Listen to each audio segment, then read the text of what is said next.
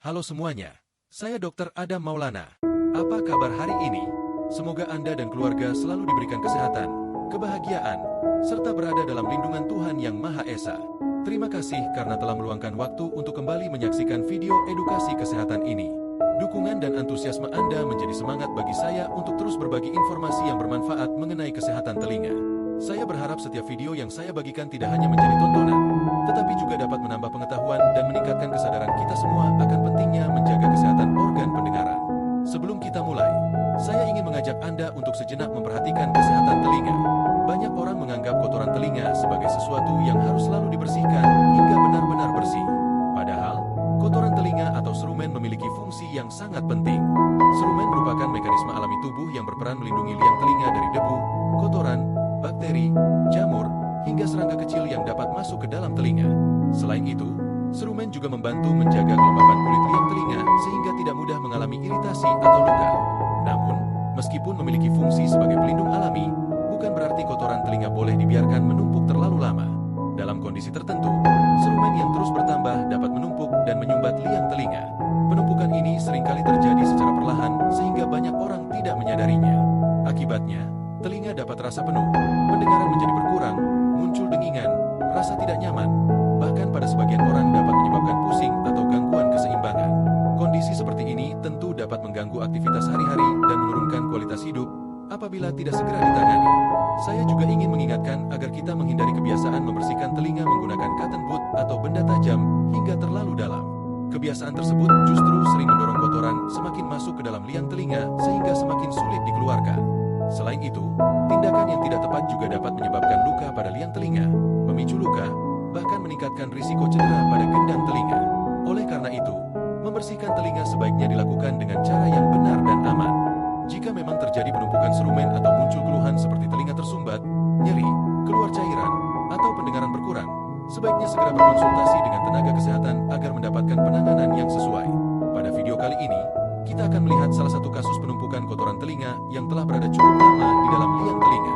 Melalui proses pembersihan ini, Anda dapat memahami bagaimana serumen dapat berubah bentuk, mengapa proses pembersihan harus dilakukan secara hati-hati, serta pentingnya menjaga kesehatan telinga sejak dini.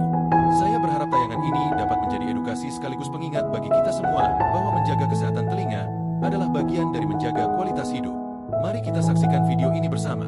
Semoga bermanfaat, menambah wawasan, dan menginspirasi kita untuk lebih peduli terhadap kesehatan telinga mulai dari sekarang. Terima kasih telah menonton. Semoga Anda selalu sehat dan sampai jumpa pada video edukasi berikutnya.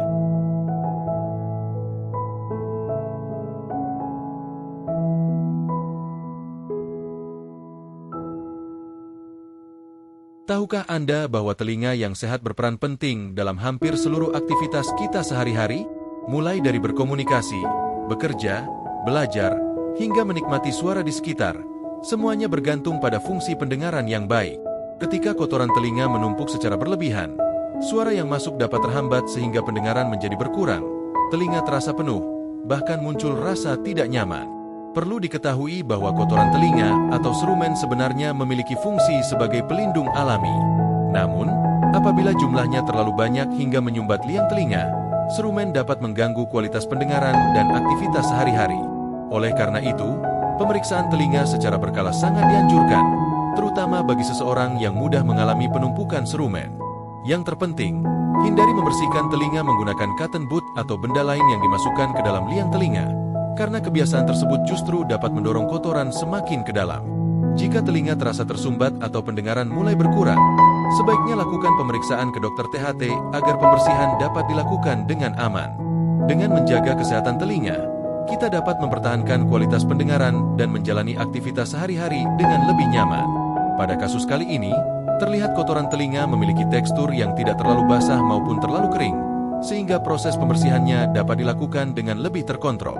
Sebelum tindakan dimulai, dokter terlebih dahulu mengevaluasi posisi serta tingkat pelekatan serumen pada dinding liang telinga untuk menentukan teknik pembersihan yang paling aman.